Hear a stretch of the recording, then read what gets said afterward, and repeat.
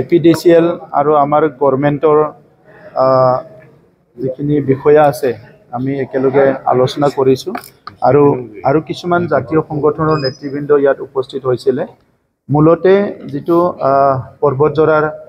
যিটো প্ৰকল্পক লৈ পেলাই যিটো পৰিৱেশ হৈ আছে ইয়াৰ ওপৰতে আলোচনা হৈছে আৰু আজি পুনৰ আমি যিখিনি মিটিং হল ইয়াত দেখাইছোঁ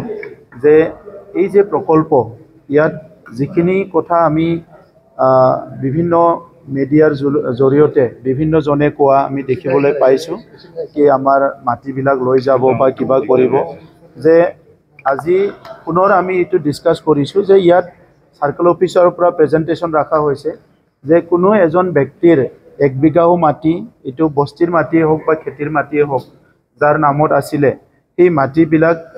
কোনো কাৰণতে এনক্ৰোচ কৰা নহব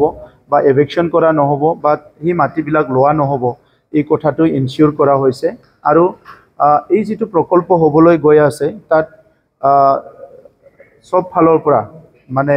বায়োডাইভাৰ্সিটি ফালৰ পৰা পলিউশন ফালৰ পৰা এই ইন্ডাষ্ট্ৰিৰ পজিটিভ আৰু নেগেটিভ যিবিলাক বাই প্ৰডাক্ট বিলাক হ'ব ইয়াৰ ইম্পেক্ট আৰু এফেক্টৰ পৰা সব কথা ডিসকাস কৰা হৈছে গতিকে আজিৰ সময়ত সবে অনুভৱ কৰিছে যে আমি দীঘলীয়া এটা সংগ্ৰাম কৰিছো ইয়াৰ উদ্দেশ্য আছিল সংঘৰ্ষ আৰু নিৰ্মাণ আমি এটা সময়ত সংঘৰ্ষ কৰিলো নিজৰ ৰক্ষা কৰাৰ কাৰণে আমাৰ মাটি বাৰীৰ পৰা আদি কৰি সব সংৰক্ষণ কৰাৰ কাৰণে আজি আমাক সবকো প্ৰয়োজন হৈছে নিৰ্মাণ আৰু নিৰ্মাণ হ'ব লাগিলে অৰ্থনৈতিকভাৱে আগুৱাই যাব লাগিব আৰু বডলেণ্ডত আমি দেখিছো যে আমাৰ জন্মৰ পৰা এতিয়ালৈকে তেনেকা পুনৰ ডাঙৰ এটা ইন্ডাষ্ট্ৰি আহা আমি দেখিবলৈ পোৱা নাই প্ৰথমবাৰৰ কাৰণে 18 to 20,000 কৰোৰৰ এটা ইন্ডাষ্ট্ৰি আমাৰ অঞ্চলত আহিছে যত 8,000 পৰা 10,000 পাৰ্মানেন্ট এমপ্লয়মেন্ট আমাৰ অঞ্চলৰ পৰা পাব এই ক্ষেত্ৰটো চাই অনাগত সময়ত আমাৰ যুৱ যুৱতীসকল যি সকলে আজি ডিগ্ৰী লৈ আছে বিভিন্ন টেকনিক্যাল কোৰ্স বিলাক লৈ আছে হি সকলৰ এমপ্লয়মেন্ট আৰু জব বা তেখেত সকলৰ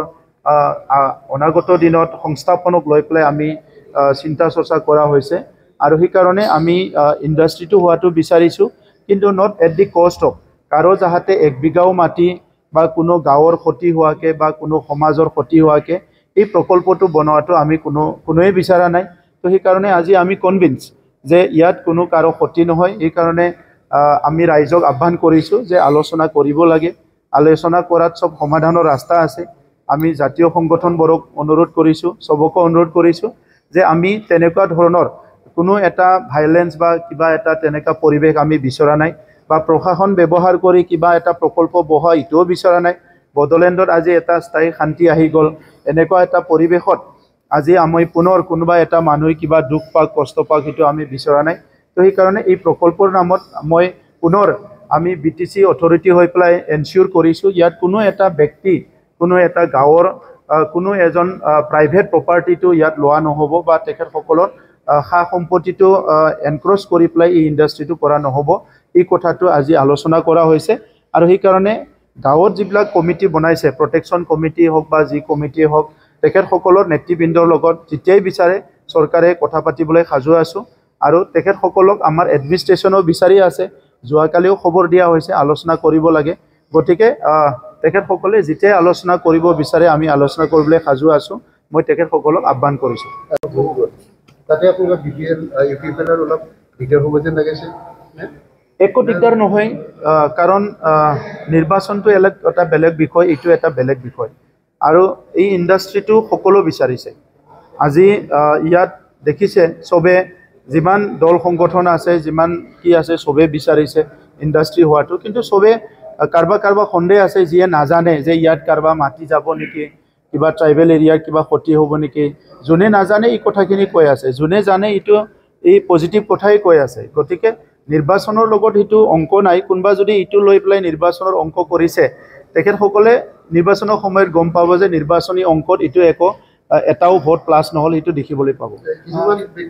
সংগঠনে ইতিমধ্যে পলিটিকেলাইজ হৈ আছে